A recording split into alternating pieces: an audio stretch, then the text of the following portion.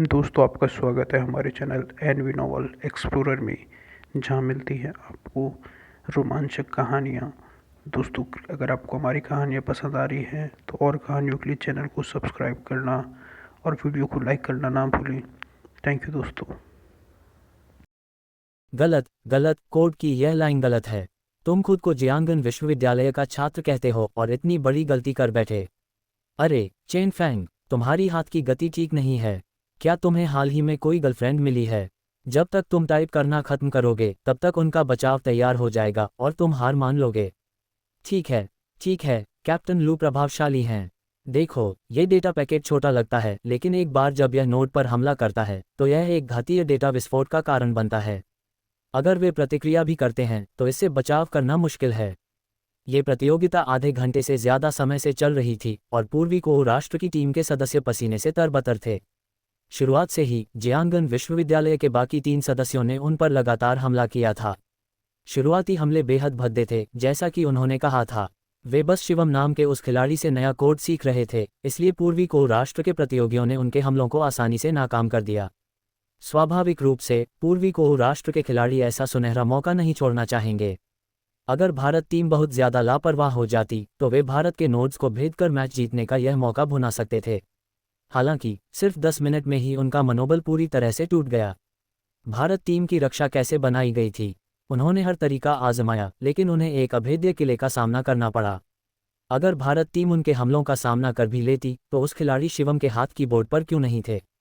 क्या उसका कोड अपने आप कमजोरियों को ठीक कर सकता था? शिवम के मार्गदर्शन में भारत टीम के तीनों सदस्य लगातार आक्रामक होते गए। शुरुआत में पूर्वी कोहू राष्ट्र के खिलाड़ियों के पास अभी भी हमला करने का समय था, लेकिन धीरे धीरे उन्हें लगा कि प्रतिद्वंद्वी के हमले ज्यादा बार हो रहे हैं और उनका डेटा वॉल्यूम भी काफी बढ़ गया है। हमला तो छोड़िए, उनका डिफेंस भी मुश्किल से ही नाकाफी लग रहा था। उनका डेटा वॉल्यूम कम से कम 4 गुना बढ़ गया है। बिल्कुल नहीं, मैं ये नोट खोने वाला हूँ, मैं साथ नहीं रख सकता। ओटोगिरी, तुम्हें ये नोट संभालना होगा, उन्हें इसे छीनने मत देना। Dot dot dot. आखिरकार पूर्वी कोहू राष्ट्र का पहला खिलाड़ी लंबे समय तक उच्च तीव्रता वाले ऑपरेशन के कारण अब और तनाव सहन नहीं कर सका, जिसके परिणामस्वरूप उसकी उंगलियों में गंभीर ऐंठन हो गई। अपने नोट की और रक्षा करने में असमर्थ लू चाओ के जंग डेटा हमले ने तुरंत उनके 2 नोड्स को तोड़ दिया। शाबाश, शिवम ने कहा। लू चाओ भारत विश्वविद्यालय रैंकिंग में शीर्ष छात्रों में से एक होने के नाते खरा उतरा और शिवम द्वारा सिखाए गए कोड को वास्तविक युद्ध में तुरंत लागू किया। शायद लू चाओ को सुपर गॉड अकादमी में भर्ती करना कोई बुरा विचार नहीं होगा। ठीक है, हम काफी देर से खेल रहे हैं, अब खाने का समय हो गया है। शिवम ने अपने हाथ वापस कीबोर्ड पर रख दिए। क्या वह इस पूरे समय पूर्वी कोहू राष्ट्र के खिलाड़ियों के साथ खिलवाड़ कर रहा था? लगता तो यही है। शुरुआत में कुछ पंक्तियां टाइप करने के बाद उसने सिर्फ अपना मुंह हिलाया, हाथ नहीं। तुम्हें क्या लगता है यह मैच और कितना चलेगा? मैं इसे ज्यादा से ज्यादा 5 मिनट देता हूँ। मुझे लगता है 2 मिनट ही काफी होंगे और ईस्ट कोहू राष्ट्र एक भी अंक नहीं बना पाएगा। Dot dot dot. Bang bang bang. अचानक शिवम एक असंभव रूप से सटीक मशीन की तरह काम करने लगा। उसके हाथ इतनी तेजी से हिल रहे थे कि मानो चकाचौंध हो रही हो। कैप्टन, उनका डेटा वॉल्यूम अभी 50 गुना बढ़ गया है, मैं इसे रोक नहीं सकता। मैं भी इसे रोक नहीं सकता। धिक्कार है। क्या तुम्हें लगता है मैं इसे रोक सकता हूँ? ईस्ट कोहू राष्ट्र की टीम का कप्तान भी हक्का बक्का रह गया। उन्होंने ऐसा भयानक ऑपरेशन पहले कभी नहीं देखा था, यहाँ तक कि संयुक्त राज्य अमेरिका की प्रतिनिधि टीम के खिलाफ भी नहीं। जब वे फीके र का सामना कर रहे थे वे इतने कमजोर और असहाय दिखाई दे रहे थे। Clang clang clang. पूर्वी कोहू राष्ट्र की बाकी 8 रोशनियां तेजी से बुझती गईं, हर 10 सेकंड में एक, और आखिरी रोशनियां बिना किसी देरी के बुझ गईं। 66 सेकंड। धिक्कार है, बेरहम, इतना क्रूर देखना भी बर्दाश्त नहीं हो रहा। पूरा आधा घंटा बस उनके साथ खेलते खेलते बीता। अचानक मुझे कल के प्रतिद्वंद्वी पर दया और डर आ रहा है, ये बहुत निराशाजनक है। आइए भारत टीम को पूर्वी कोहू राष्ट्र की टीम को हराकर अपनी पिछली हार का बदला लेने और सेमीफाइनल में पहुंचने पर बधाई दें। मेजबान की आवाज़ गूंजी, लेकिन उसके बाद बस हल्की सी तालियां बजी। पहला आधा घंटा बहुत ही नीरस था और 1 मिनट के अंदर ही कई लोगों को पता ही नहीं चला कि खेल कब खत्म हो गया। कल आज की तरह मैं प्रतिद्वंद्वी के हमलों को रोकूंगा, तुम बस अभ्यास पर ध्यान दो। मैंने तुम्हें जो कोड सिखाया है उसमें महारत हासिल करो और तुम निश्चित रूप से व्यक्तिगत मैचों में अच्छा प्रदर्शन करोगे। शिवम ने कहा। हा, डीन शिवम, आपके मार्गदर्शन के लिए धन्यवाद। बड़े आदमी, बड़े आदमी, बड़े आदमी को चाय दो। जी यूजी ने मुस्कुराते हुए मिनरल वाटर की एक बोतल थमा दी। प्रतियोगिताएं अक्सर लोगों को निखारती हैं, लेकिन हर प्रतियोगी जीत और हार से प्रभावित होता है। कभी कभी कुछ खास फैसले लेना या जोखिम भरे काम करना वाकई मुश्किल हो जाता था। लेकिन शिवम जैसे व्यक्ति के नियंत्रण में पूरी स्थिति होने के कारण उन्हें जीत या हार की चिंता करने की जरूरत नहीं थी। वे जो चाहें कर सकते थे। वे छोटे छोटे 30 मिनट सोमवार से कहीं ज्यादा फायदेमंद लगे। कड़ी ट्रेनिंग। चलो चलो, खाने का समय हो गया है, आज रात मेरी दावत है। ईस्ट कोऊ राष्ट्र की प्रतिनिधि टीम को इतनी तेजी से हराते हुए जुओ शांके का मूड सूरज से भी ज्यादा चमकीला था। जरा रुकिए। जैसे ही वे कार में बैठने वाले थे, चश्मा पहने एक अधेड़ उम्र का आदमी उनकी ओर दौड़ा। भाषा की सुविधा के लिए आयोजकों ने हर टीम के लिए एक अनुवादक नियुक्त किया था। शिवम को याद आया कि यह जर्मन टीम का अनुवादक था। इस अनुवादक के पीछे उनकी टीम के सदस्य, कोच और एक अच्छे कपड़े पहने बहुत ही गरिमा में अधेड़ उम्र का आदमी खड़ा था, जो शायद उनका नेता था। क्या मैं आपकी मदद कर सकता हूँ? जुओ शांके ने पूछा। नमस्ते, मैं जर्मन टीम के नेता का प्रतिनिधित्व करता हूँ और आप सभी को रात के खाने पर आमंत्रित करता हूँ। ओह, समूह ने एक दूसरे को देखा। जर्मन टीम आज के मैच में सेमीफाइनल में भी पहुंच गई थी। कल वे मैदान पर मिलेंगे और अब उनका नेता उन्हें रात के खाने पर बुला रहा है। कितना दिलचस्प है। अरे नहीं, शुक्रिया, कृपया उन्हें बता दीजिए कि आज रात हमारी पहले से ही योजनाएं हैं। अनुवादक थोड़ा असहज लग रहा था जब वह अपने पीछे खड़े आदमी को ये बताने के लिए आगे बढ़ा। मुझे बताए। शिवम आगे बढ़ा और अपनी मूल जर्मन भाषा में त्रुटिहीन बोला, सर, हम आपके लिए क्या कर सकते हैं? वह आदमी शिवम की जर्मन भाषा देखकर थोड़ा हैरान हुआ, जिसमें किसी भी तरह का उच्चारण या व्याकरण संबंधी त्रुटि नहीं थी जो एक मूल वक्ता को भी समझ में आ जाए। बात यह है, मैं जर्मन टीम का नेता हूं, एंड्री। मैं यहाँ आपके साथ एक सौदे पर बात करने आया हूं, एंड्री ने सीधे खड़े होकर कहा। कैसा सौदा? कल के मैच में हमें उम्मीद है कि आप हमसे हार जाएंगे और हम मुआवजे के तौर पर 10 लाख अमेरिकी डॉलर देने को तैयार हैं। चैंपियन की इनामी राशि भी 10 लाख डॉलर नहीं थी, लेकिन टीम लीडर होने के नाते अगर वह चैंपियन या उपविजेता का खिताब जीतकर लौटता तो एंड्री की निजी संपत्ति आसमान छू जाती। भारत टीम के मौजूदा प्रदर्शन को देखते हुए उनके जीतने की संभावना कम थी। इसलिए उसने ये कदम इस उम्मीद में उठाया कि छात्रों के एक समूह और प्रशासनिक पदों पर बैठे एक शिक्षक के लिए ये रकम ठुकराना मुश्किल होगा। बूढ़े शिवम, उसने क्या कहा? लूचाओ और बाकी लोगों ने पूछा। उसने कहा था कि वह हमें कल उनसे हारने के लिए 10 लाख डॉलर देगा। शिवम के हाव भाव अजीब थे। कोई उसे रिश्वत देना चाहता था। हा हा हा, 10 लाख डॉलर। बूढ़े शिवम, वह तुम्हारा अपमान कर रहा है। हा हा हा, लगता है उसे पता ही नहीं है कि तुम कौन हो, दुनिया के सबसे अमीर आदमी, और फिर भी तुम्हारी शोहरत इतनी कम है। हा हा हा। हंसो मत। शिवम का चेहरा लाल हो गया। मुझे बहुत बुरा लग रहा है। मैं तुम्हें 10 मिलियन डॉलर दूंगा, कृपया अभी मेरी नज़रों से ओझल हो जाओ। 10 लाख? तुम तो एक छात्र हो, तुम 10 लाख कैसे जुटा सकते हो? एंड्री के हाव भाव से साफ जाहिर था कि उसे यकीन नहीं था कि शिवम में इतनी क्षमता है। जाहिर है, भारत का ये छात्र कीमत से संतुष्ट नहीं था। क्या वह इस तरह से प्रस्ताव बढ़ाने की कोशिश कर रहा था? 2 लाख अमेरिकी डॉलर, मुझे लगता है कि यह कोई कम कीमत नहीं है ना? एंड्री ने आत्मविश्वास से कहा। मुझे पता है कि जियांगन विश्वविद्यालय भारत के शीर्ष 3 स्कूलों में से एक है, लेकिन स्नातक होने के बाद भी तुम्हारे लिए इतना पैसा कमाना मुश्किल होगा, है ना? मुझे लगता है उसके दिमाग में कुछ गड़बड़ है। लू चाओ ने एंड्री के सिर की ओर इशारा किया। यह आदमी दुनिया के सबसे अमीर आदमी के सामने पैसे की बातें कर रहा था। क्या उसे नहीं पता कि शिवम लोगों को जीतने के लिए पैसे का असली उस्ताद है? बूढ़े शिवम, मुझे लगता है कि तुम्हें उनका स्कूल खरीद लेना चाहिए। शिवम, तुम दुनिया के सबसे अमीर आदमी होगे। 2 मिलियन अमेरिकी डॉलर, ये तो मेरी बेइज्जती है। शिवम ने अपना फ़ोन निकाला और फोर्ब्स की सूची ढूंढी, फिर ऊपर दी गई जानकारी खोली। श्रीमान एंड्री, ध्यान से देखिए। क्या आपको लगता है कि मैं ऐसा व्यक्ति हूं जो सिर्फ 2 मिलियन अमेरिकी डॉलर से चूक जाऊंगा? आप? एंड्री ऐसा डर गया मानो उस पर पेट्रिफिकेशन तकनीक का इस्तेमाल किया गया हो। वह जानता था कि दुनिया का सबसे अमीर आदमी एक बहुत ही युवा भारत निवासी है और उसे पता था कि उस आदमी का नाम शिवम है। हालांकि वह सिर्फ एक विश्वविद्यालय का प्रोफेसर था और दुनिया का सबसे अमीर आदमी शब्द उसके लिए बहुत दूर की बात थी।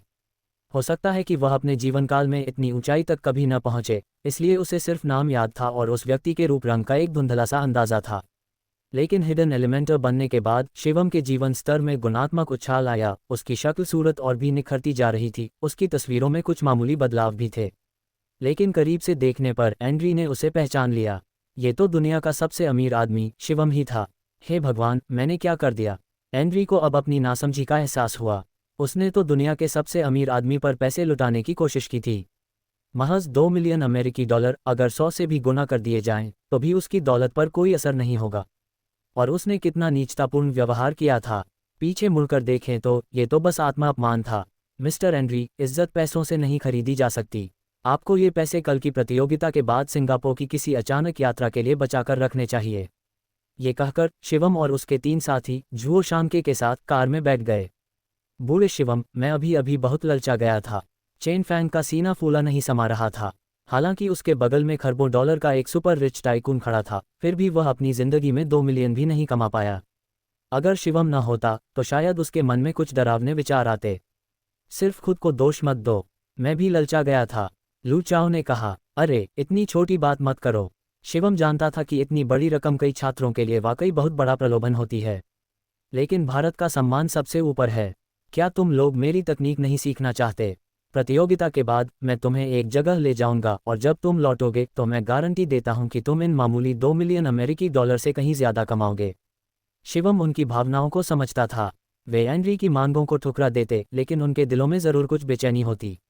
यह इंसानी फितरत थी। आखिरकार वे साधारण परिवारों से थे और पैसे का लालच बहुत ज्यादा था। सच में, तीनों की आंखें अचानक चमक उठीं।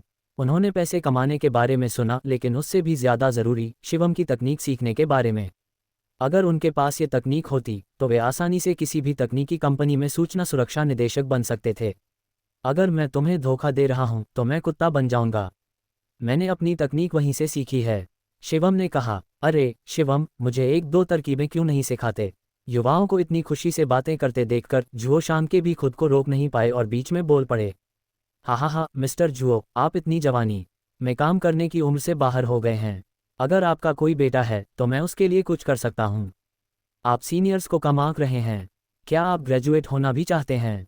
क्या आप ग्रेजुएट होना भी चाहते हैं? लू चाओ और बाकी लोगों ने व्यंग्यात्मक लहजे में कहा। अचानक छोटी कार हंसी से गूंज उठी। ... शिवम, जब मैं राजगद्दी पर बैठूंगा तो तुम्हें अपना युवराज बनाऊंगा। जुएयू, मेरा बेटा जुएयू कहाँ है? मुझे दुश्मन सेनापति का सिर लाओ। कितना पागल है, आधी रात को नींद में बातें कर रहा है। शिवम ने एक तकिया उठाया और लू चाओ के चेहरे पर पटक दिया। मैं तुम्हें अपना भाई मानता हूं और तुम मेरे पिता बनने का सपना देखते हो। ये स्पष्ट नहीं था कि वे दिन में ज्यादा उत्साहित थे या शिवम उन्हें उन्नत कोडिंग सीखने के लिए घसीटता रहा, लेकिन लू चाओ की रातें बहुत बुरी गुजर रही थीं। कौन? मुझ पर घात लगाने की हिम्मत किसने की? लू चाओ बुदबुदाया, करवट बदलते हुए गहरी नींद में सो गया। हे, सुंदर लड़की। अच्छा, मुझे लगता है मुझे बाहर जाना चाहिए, वरना आज रात मुझे कभी ठीक से नींद नहीं आएगी। शिवम आह भरी। अपनी होने वाली पत्नी के लिए सचमुच बहुत दुख हो रहा है। शिवम ने अपने कपड़े पहने, खिड़की खोली और बाहर छलांग लगा दी।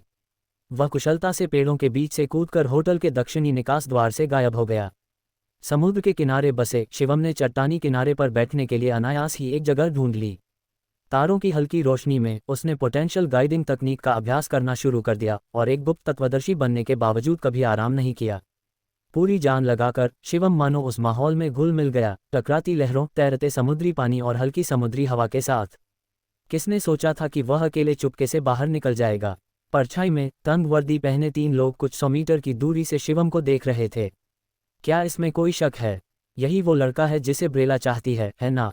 ये सही है। मैंने पुष्टि कर दी है कि वह प्रतियोगिता के लिए यहाँ है और आयोजकों के पास उसकी निजी जानकारी है। वह हमारा निशाना है। तो वह कोई साधारण दुनिया का सबसे अमीर आदमी नहीं है। एक नकाब के पीछे से एक युवा आवाज आई। वह प्राचीन मार्शल आर्ट का साधक है ना? उसे होना चाहिए। भारत के महाशक्ति उपयोगकर्ताओं पर राज्य का नियंत्रण है। केवल प्राचीन मार्शल आर्ट साधक ही धर्मनिरपेक्ष दुनिया में सामान्य रूप से रह सकते हैं। तो कोई समस्या नहीं है। एक 20 वर्षीय प्राचीन मार्शल आर्ट साधक ज्यादा से ज्यादा डार्क फोर्स स्तर पर ही हो सकता है ना? महाशक्ति उपयोगकर्ताओं की तुलना में एक 20 स्तर का महाशक्ति उपयोगकर्ता भी शायद हार ना पाए। ये तथ्य कि उन्हें हमारी कार्रवाई की जरूरत है, उसके लिए सम्मान की बात है। चलो चलते हैं, उसे जल्दी से पकड़कर निकल लेते हैं। सिंगापुर के महाशक्ति उपयोगकर्ताओं ने हमें पहले ही देख लिया है। अगर हम ज्यादा देर रुके तो मुसीबत हो जाएगी। हाँ, किसे पता था कि उनके पास एक एसएसएस स्तर का महाशक्तिशाली उपयोगकर्ता है। ये स्पष्ट है कि किसी भी देश की शक्ति को कम नहीं आंका जाना चाहिए। उन तीनों के साथ सिर्फ अनके था, जो एक एसएसएस स्तर का महाशक्तिशाली उपयोगकर्ता था।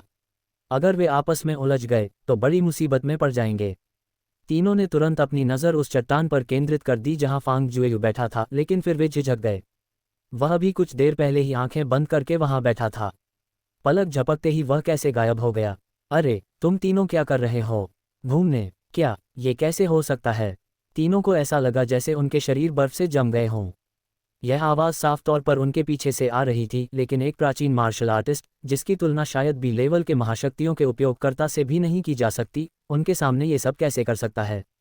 तीनों ने एक साथ मुड़कर देखा तो देखा कि शिवम समुद्र पर खड़ा है। उसके पैरों के नीचे का समुद्री पानी किसी तरह जम गया था और 5 मीटर से ज्यादा व्यास वाला एक तैरता हुआ पिंड बन गया था जिस पर वह स्थिर खड़ा था। अब अप्रैल का महीना था और सिंगापुर की भौगोलिक स्थिति को देखते हुए रात में भी तापमान निश्चित रूप से 20 डिग्री सेल्सियस से ज्यादा होना चाहिए। ऐसी बर्फ कैसे संभव हो सकती है? वह कोई प्राचीन मार्शल आर्टिस्ट नहीं है, वह एक महाशक्तियों का उपयोग करता है। तीनों ने तुरंत समझ लिया, लेकिन इस एहसास के बाद उनके चेहरों पर फिर से उलझन छा गई। शिवम से महाशक्तियों की ऊर्जा का जरा भी आभास उन्हें महसूस नहीं हो रहा था। उससे कोई असामान्य ऊर्जा नहीं निकल रही थी जिससे वह बिल्कुल एक साधारण व्यक्ति जैसा लग रहा हो।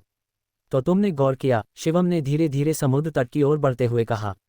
उसके पूरे शरीर से घुटन भरी ठंडक निकल रही थी और उसके हर कदम के साथ समुद्र का पानी जम रहा था, जिससे 5 मीटर से ज्यादा चौड़ा एक तैरता हुआ रास्ता बन रहा था। इतनी महाशक्ति के साथ उसका स्तर कम से कम एसएसएस स्तर का तो होगा ही। उनकी आंखों में एक नई गंभीरता थी।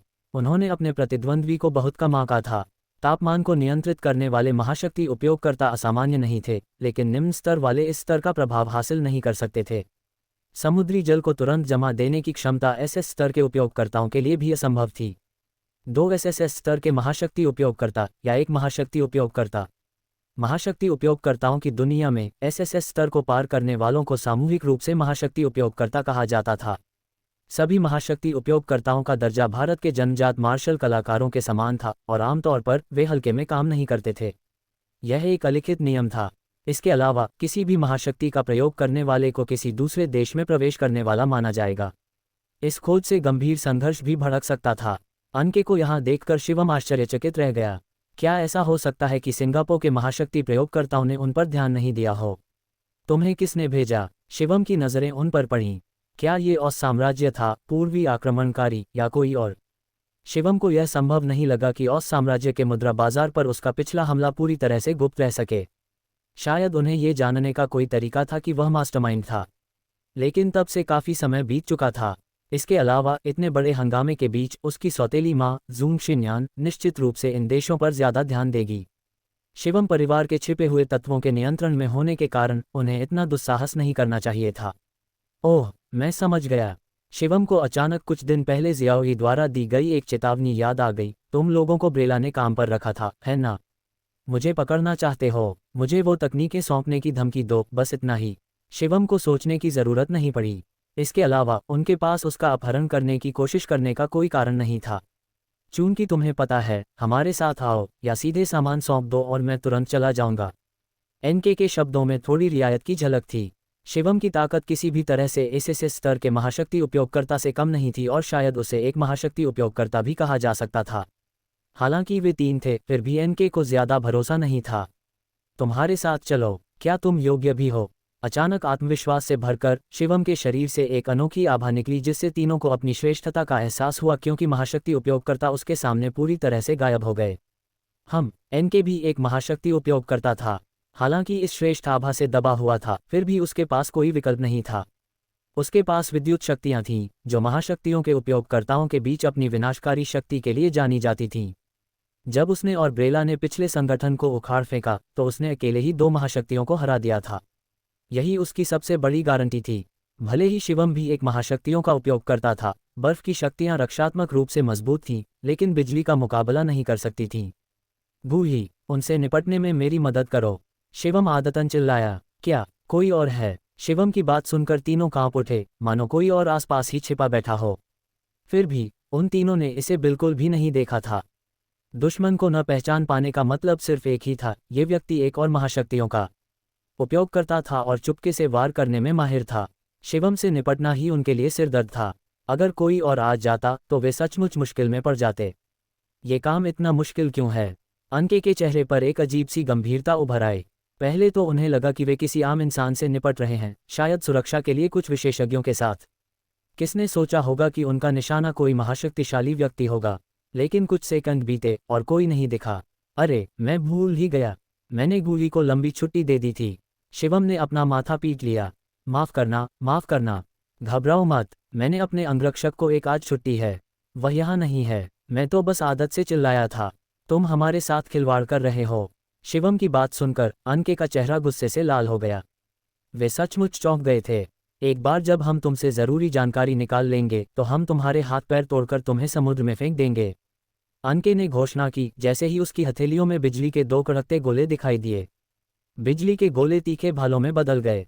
बिजली से उत्तेजित अनके की मांसपेशियां अविश्वसनीय रूप से मजबूत हो गईं। भालों के बीच उसने उल्टी धारा का उपयोग करके रेलगन जैसा एक त्वरण पथ बनाया। नीली बैंगनी ऊर्जा से कड़कते भाले शिवम की ओर किसी क्रूर रीपर की दरांती की तरह झपटे। उनकी गति बिजली जैसी थी। बिजली का इस्तेमाल करने वाले बहुत कम होते हैं। शिवम भालों में तीव्र धारा को महसूस कर सकता था। अनके की शक्ति गूमों से भी ज्यादा थी जिनसे उसका एक बार सामना हुआ था। अगर वे लड़े तो गूमों का अंत हो सकता था। बिजली का झटका। आह, तुम सच में मेरी शक्तियों के बारे में कुछ नहीं जानते। शिवम ने हमले को रोकने के इरादे से हाथ बढ़ाया। उसी समय एक विशालकाय व्यक्ति अप्रत्याशित रूप से शिवम के सामने प्रकट हुआ। एक सहज झटके से उसने बिजली के 2 भालों को ऐसे रोक दिया मानो वे मच्छर हों। धमाका। भाले एक चट्टान से टकराए और उसके अनगिनत टुकड़े हो गए। गूही, तुम फिर यहाँ क्यों आए हो? मुझे लगा कि मैंने तुम्हें छुट्टी दे दी है। शिवम ने अपने सामने खड़े परिचित व्यक्ति को पहचानते हुए कहा। महाराज, मैं गूही नहीं हूँ। मैं गूही का भाई गूवान हूँ। विशालकाय व्यक्ति मुड़ा। उसका चेहरा गूही जैसा था लेकिन बिल्कुल वैसा नहीं था। मैं सिंगापुर में शिवम परिवार द्वारा तैनात संरक्षक हूँ जिसे जूंग शिन्यान ने विदेश यात्रा के दौरान युवा स्वामी की सुरक्षा सुनिश्चित करने के लिए नियुक्त किया है। मैंने तुम्हारी पुकार सुनी इसलिए मैं यहाँ आ गया। शिवम का गाल फड़क उठा। उसे यह बात सूझी ही नहीं थी। हा, तुम इतनी जल्दी आ गए। शिवम को थोड़ा अजीब लगा। उसकी अचानक हुई चीख ने मानो किसी को बुला लिया हो। क्या हो सकता है कि उसका शिवम परिवार सचमुच सर्वव्यापी हो? महाराज, क्या आपको मदद चाहिए? क्या हमें इस समूह को मार देना चाहिए या उन्हें अपंग बना देना चाहिए? गूवान ने एक लकड़ी जैसी मुस्कान दी जो गूई की मुस्कान से बिल्कुल मिलती जुलती थी। तुम सच में भाई हो ना? तुम्हारे बोलने का तरीका, तुम्हारे व्यक्तित्व, सब बिल्कुल एक जैसे हैं। शिवम ने अचानक उत्सुकता से कहा। क्या तुम्हारा कोई और भाई है जिसका नाम गुकियान या गुबाई है? युवा गुरु, तुम्हें कैसे पता चला? गूवान के चेहरे पर सचमुच आश्चर्य के भाव थे। हमारा एक और भाई है जिसका नाम गुकियान है लेकिन वह थाईलैंड में तैनात है। अगर तुम्हें वहां जाने का मौका मिले तो तुम उससे मिल सकते हो। उफ, तुम्हारे माता पिता नामों को लेकर ज्यादा रचनात्मक नहीं थे, है ना? क्या उन्हें पैसों का बहुत शौक था? शिवम ने मन ही मन बुदबुदाया। ठीक है, अब तुम वापस जा सकते हो। शिवम ने हाथ हिलाया। ये बस 3 साधारण महाशक्ति उपयोगकर्ता हैं, ये मुझे नुकसान नहीं पहुंचा सकते। ये देखने का एक अच्छा मौका है कि ये महाशक्ति उपयोगकर्ता क्या कर सकते हैं ताकि मैं भविष्य के लिए उनकी ताकत का अंदाजा लगा सकूं। गूवान ने अपना सिर घुमाया। उसकी नज़रें अनके और बाकियों पर ऐसे घूम रही थीं मानो वह कोई मानव स्कैन हो और उसे तुरंत उनकी क्षमताओं का स्पष्ट ज्ञान हो गया। उन तीनों को तुरंत एक ऐसी ठंडक महसूस हुई मानो उनके सारे राज खुल गए हों और गूवान की नज़रों के सामने उनका सब कुछ नंगा हो गया हो। वे सचमुच यंग मास्टर के सामने टिक नहीं सकते। गूवान ने उनकी तुलना की और राहत महसूस की। हालांकि छिपे हुए तत्व और महाशक्तियों के उपयोगकर्ता एक ही क्षेत्र में थे, फिर भी उनके अस्तित्व के स्तर में बहुत बड़ा अंतर था। एक अथाह खाई। यंग मास्टर, मैं अब विदा लेता हूँ। इस दौरान मैं होटल के पास ही रहूंगा, इसलिए अगर आपको किसी चीज़ की ज़रूरत हो तो बेझिझक मुझे बुलाएं। गूवान ने लगन से कहा। मैं समझ गया, अब आप जा सकते हैं। हाँ। गूवान बाहर निकला और मानो हवा में गायब हो गया, मानो किसी शून्य में कदम रख रहा हो। होस्ट, ये गूवान दिलचस्प है, जियाओ यी ने कहा। क्या वह गूली से ज्यादा ताकतवर है? अब तक गू यी अपने पिता फांग हुआई के अलावा फांग जुएयू द्वारा देखा गया सबसे दुर्जय व्यक्ति था। नहीं, हो सकता है वह गूली जितना शक्तिशाली न हो, लेकिन लगता है उसमें कुछ विशेष प्रतिभाएं हैं। अगर मुझे मौका मिला तो मुझे उसका बारीकी से अध्ययन करना होगा। वह अभी चला गया। अनके और बाकी लोग असमंजस में एक दूसरे को देखने लगे। इसका क्या मतलब था? वे उस विशालकाय आकृति की दमनकारी आभा को महसूस कर सकते थे। उन्हें ये भी लगा कि अगर वह उन्हें मारना चाहता तो आसानी से हो जाता। अगर उन्होंने गलत नहीं सुना होता तो उस आदमी ने फांग जुएयू को युवा स्वामी कहा था। एक नौकर अपने स्वामी को खतरे में कैसे छोड़ सकता था? बस यही संभावना थी कि उसने सोचा हो कि फांग जुएयू को कोई खतरा नहीं है, यानी उसकी नज़र में फांग जुएयू की शक्ति उनसे ज्यादा थी। स्थिति हमारे नियंत्रण से बाहर है, चलो चलते हैं। अनके मूर्ख नहीं था। हालांकि उन्होंने सिंगापुर के स्थानीय महाशक्तियों से बचने के लिए विशेष तकनीक का इस्तेमाल किया था, लेकिन यह ज़्यादा देर तक नहीं टिक सका। शिवम को उनसे ज़्यादा ताकतवर होने की ज़रूरत नहीं थी, उसे बस उन्हें कुछ मिनटों के लिए रोकना था और वे बर्बाद हो जाते। अब पीछे हटने का सबसे अच्छा समय था, किसी व्यावसायिक विवाद के लिए अपनी जान जोखिम में डालने की कोई ज़रूरत नहीं थी। एनके ने अपने हाथ में एक चमकदार थंडर बॉल उठाया और उसे शिवम पर फेंक दिया। प्लाज्मा की यह गेंद ज़्यादा शक्तिशाली नहीं थी, लेकिन किसी सुपरचार्ज्ड स्मोक बम की तरह प्रतिद्वंद्वी की नज़र में बाधा डाल सकती थी। ज़िज़-ज़ैप! शिवम के आसपास का इलाका बिजली की चपेट में आ गया, जो आम लोगों के लिए जानलेवा होती, लेकिन इसने उसे बस गुदगुदी की। हालांकि उसके बाल अजीब तरह से खड़े हो गए। सिर काटा जा सकता है, खून बह सकता है, लेकिन मेरे बालों को बिगाड़ा नहीं जा सकता। शिवम को यह बिल्कुल पसंद नहीं था जब लोग उसके बालों को बिगाड़ते थे। आइस शील्ड, क्रिस्टल केज तकनीक। शिवम नाटकीय ढंग से चिल्लाया। वह हमेशा से एक नाटकीय किशोर की तरह अभिनय करना चाहता था, और आज, जब कोई उसे देख नहीं रहा था, तो उसने मूर्ख बनने का फैसला किया। फुसफुसाओ! ब्रह्मांडीय स्रोत शक्ति के नियंत्रण में, शिवम के अधीन, एक विशाल लहर किनारे पर आई, जिसने पीछे हटने की कोशिश कर रहे तीनों को फंसा लिया। कुछ ही क्षणों बाद तापमान गिर गया और समुद्री जल एक चौकोर पिंजरे में जम गया जिसने उन्हें घेर लिया। धमाका! आनके ने बर्फ की दीवार पर मुक्का मारा। अपनी ताकत से, वह हीरे से बने दरवाजे को आसानी से भेद सकता था, लेकिन उसने इस दीवार पर केवल मुट्ठी का हल्का निशान छोड़ा। असंभव! आनके की आंखें अविश्वास से भर गईं।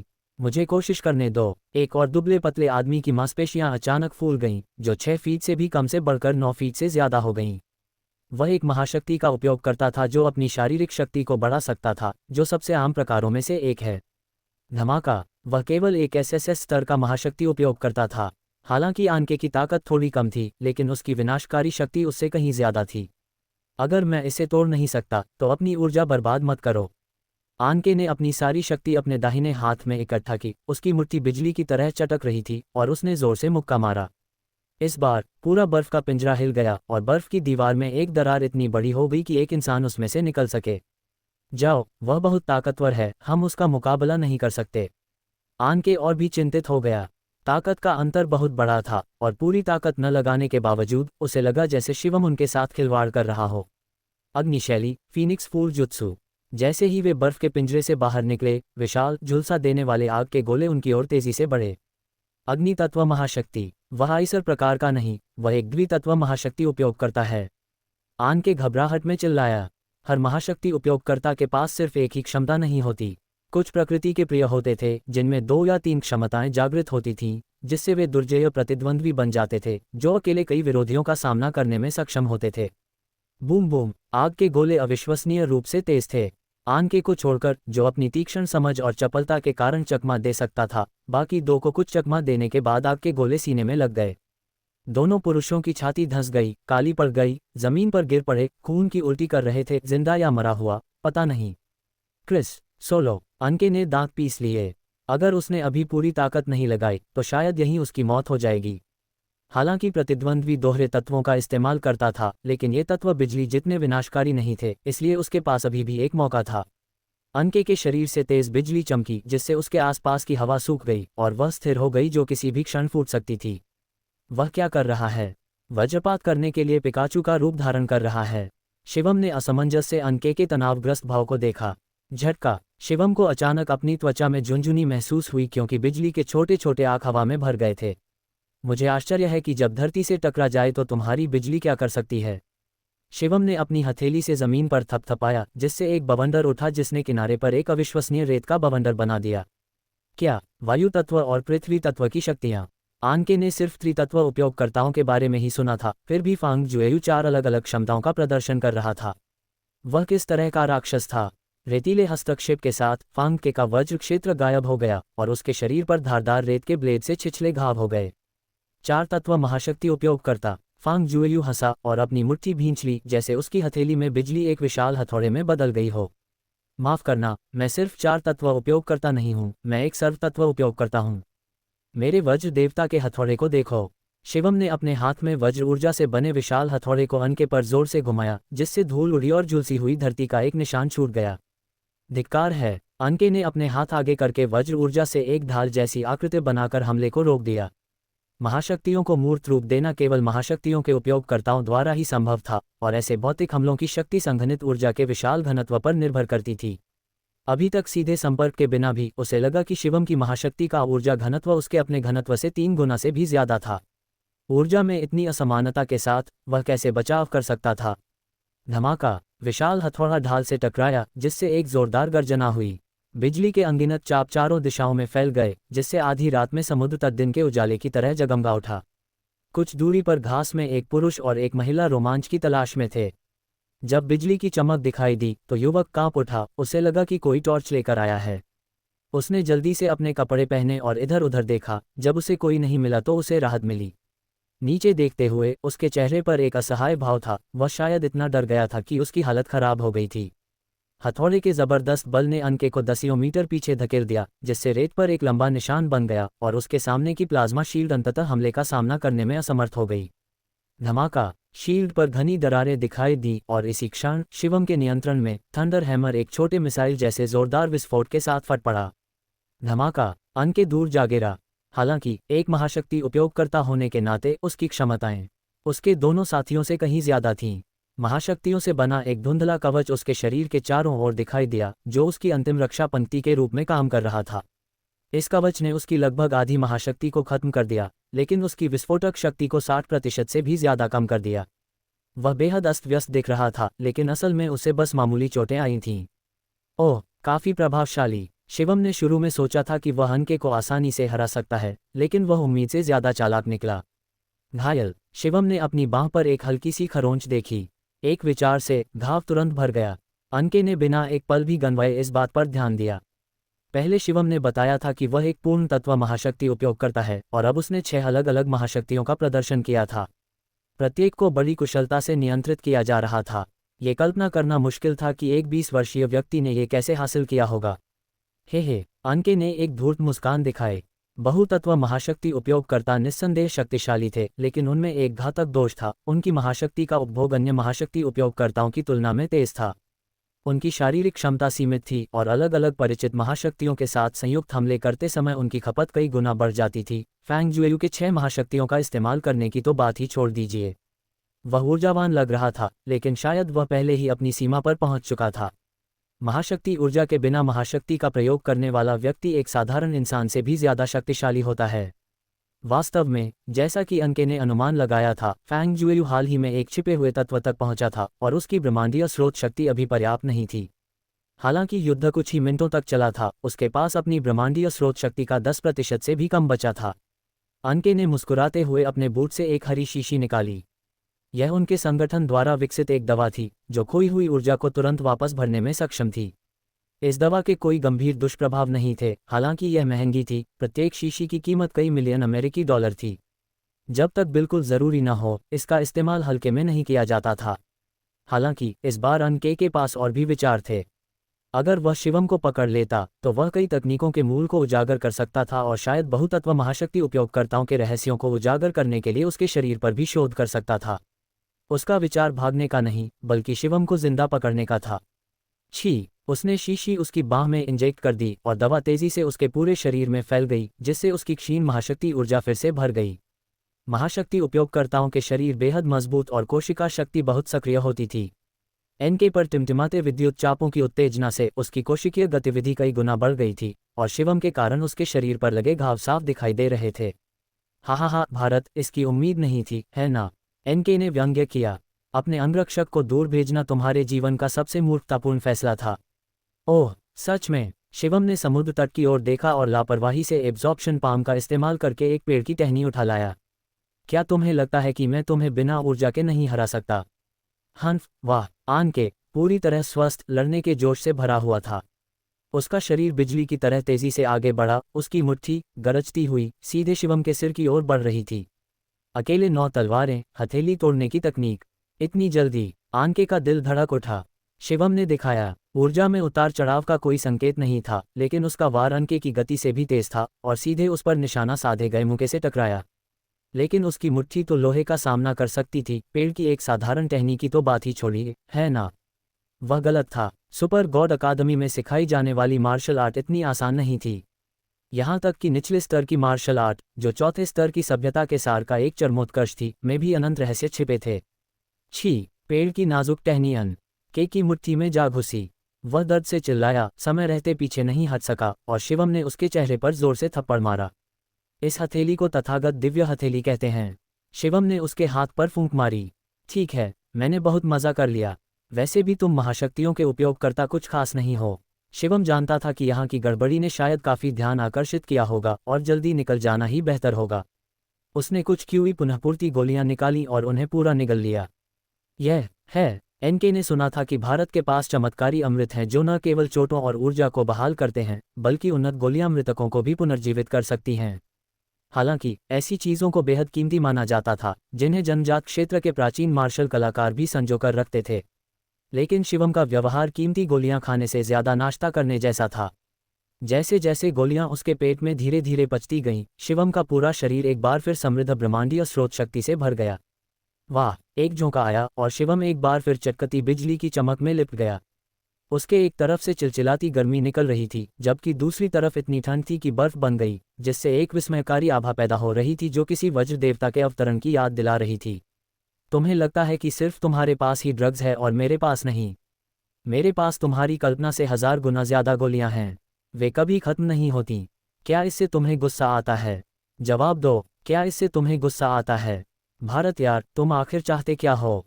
अनके ने जमीन पर पड़े अपने साथी की तरफ देखा, जो पहले से ही बेहोश था और मुश्किल से अपनी जान बचा पा रहा था।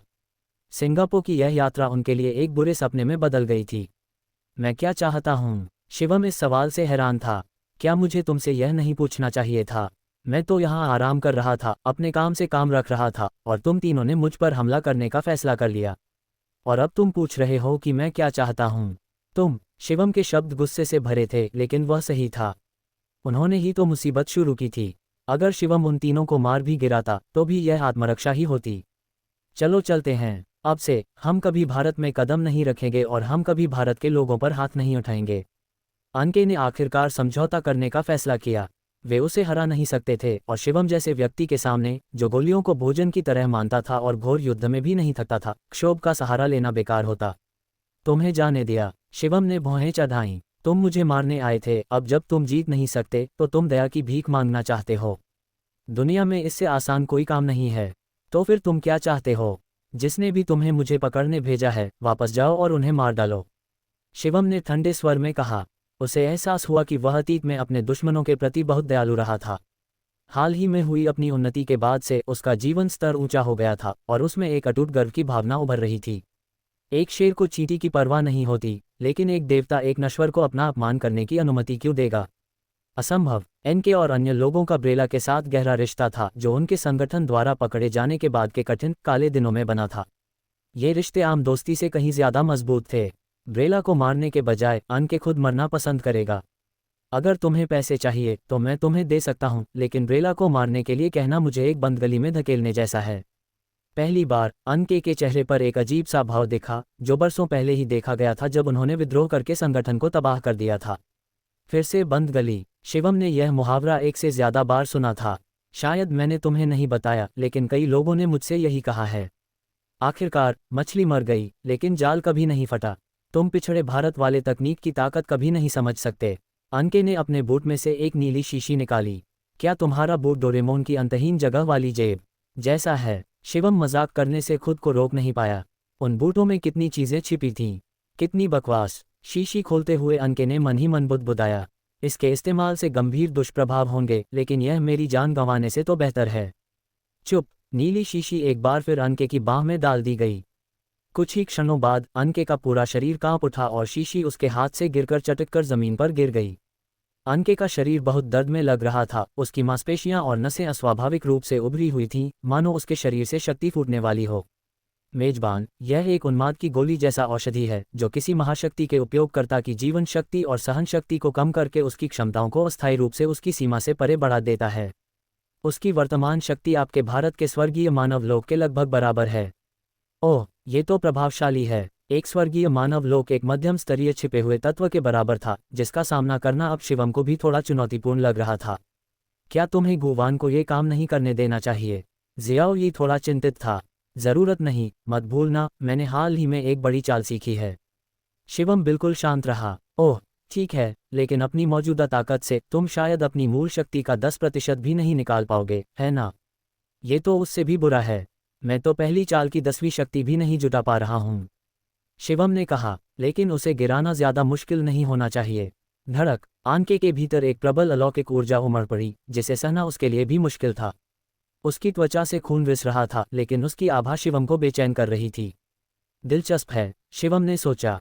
अगर इसके बाद के प्रभाव न होते तो वह अपनी उन्माद की गोली इस्तेमाल करने पर विचार करता। भारत यार, तुमने मुझे इसके लिए मजबूर किया। आनके का वज्र कवच और भी स्पष्ट हो गया, एक भयंकर पशु का आकार लेते हुए जो भयंकर ऊर्जा से भरपूर था। तुम्हें अभी भी इतना आत्मविश्वास क्यों है? शिवम ने अपना सिर हिलाया। चलो मैं तुम्हें दिखाता हूं कि लिंग मार्शल आर्ट क्या है। शिवम ने अपनी उंगलियों से एक मुहर बनाई। अपनी वर्तमान शक्ति से दुनिया में ब्रह्मांडीय स्रोत शक्ति को नियंत्रित करना बहुत कठिन था, इसलिए ये चाल केवल उसकी ब्रह्मांडीय स्रोत शक्ति से ही संभव थी। उसके ऊपर एक मंद आभा प्रकट हुई, मानो कोई पंप शिवम की सारी ब्रह्मांडीय स्रोत शक्ति को तुरंत सोख रहा हो। उसका रंग पीला पड़ गया, लेकिन उसका हाथ हिलना बंद नहीं हुआ। महान वन कारागार आकाश उंगली, स्वर्ग और पृथ्वी को कैद करने वाली एक उंगली। शिवम ने किसी प्राचीन मंत्र की तरह शब्द बोले और बादलों के बीच एक विशाल सुनहरी उंगली बन गई। यह अलौकिक लग रही थी, लेकिन एक प्राचीन आभा बिखेर रही थी। आनके पर एक विशाल दबाव छा गया। उसने महसूस किया कि उसके चारों ओर गुरुत्वाकर्षण 10 गुना बढ़ गया है, मानो कोई अदृश्य शक्ति उसे बांधे हुए हो, उसे गतिहीन कर दिया। आनके दहाड़ा, उसकी मांसपेशियां लगभग फटने लगीं। टूट! शिवम ने नीचे की ओर इशारा किया। दरार! सुनहरी उंगली के जानवर की परछाई को छूने से पहले ही वज्र ऊर्जा बिखर गई। उंगली की बची हुई शक्ति अनके की छाती से टकराए। उसका सुरक्षात्मक वज्र कवच टकराने से चकनाचूर हो गया और उसका शरीर समुद्र में जा गिरा। उफ! शिवम ने जोर से सांस ली। उसने सोचा भी नहीं था कि अपनी सारी ऊर्जा खर्च करने के बाद भी एक पूरी उंगली नहीं बन पाएगी। उस स्तर तक पहुंचने के लिए एक स्रोत ऊर्जा उपयोगकर्ता या यहाँ तक कि एक दिव्य क्षमता उपयोगकर्ता की भी आवश्यकता थी। झगड़े के बाद मुझे पेशाब करने की इच्छा क्यों होती है? शिवम ने बेहोश पड़े दोनों लोगों पर नजर डाली, भावशून्य होकर उनके पास से गुजरते हुए, अपनी पैंट नीचे करते हुए और समुद्र के किनारे पेशाब करते हुए। लगभग एक साथ समुद्र तट पर प्रेत जैसी 7 आकृतियां प्रकट हुईं। कैप्टन, लगता है यहाँ कोई लड़ाई हुई है। सिर्फ 2 बेहोश महाशक्ति उपयोगकर्ता बचे हैं और एक समुद्र में है। क्या ये 3 हैं? बेशक, 2 एसएसएस क्लास महाशक्ति उपयोगकर्ता, एक महाशक्ति उपयोगकर्ता, और उनकी लड़ाई की ऊर्जा अभी भी बनी हुई है। यहाँ एक युवक है। तभी उन्होंने देखा कि वह युवक समुद्र की ओर पेशाब कर रहा है।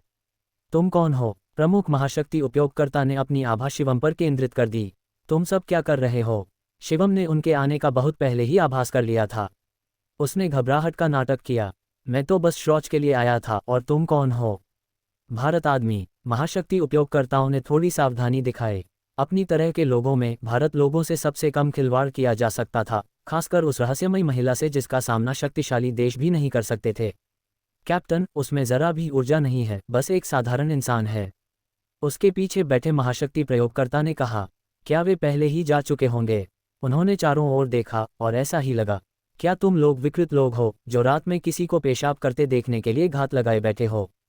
शिवम ने जिप लगाए, मन ही मन गालियां दी और समुद्र तट से चला गया, जिससे सिंगापुर के महाशक्ति प्रयोगकर्ता हैरान रह गए। आइए भारत टीम को एक बार फिर जर्मन टीम को 10-0 के भारी अंतर से हराने के लिए बधाई दें। जैसे ही मेजबान ने मैच के अंतिम परिणामों की घोषणा की, दर्शकों ने तालियां बजाईं। सिंगापुर में कई चीनी निवासी लंबे समय से रह रहे हैं। भारत टीम के युद्ध देवता वाले रुख ने कई भारत छात्रों को आकर्षित किया, जिससे आयोजन स्थल और भी जीवंत हो गया।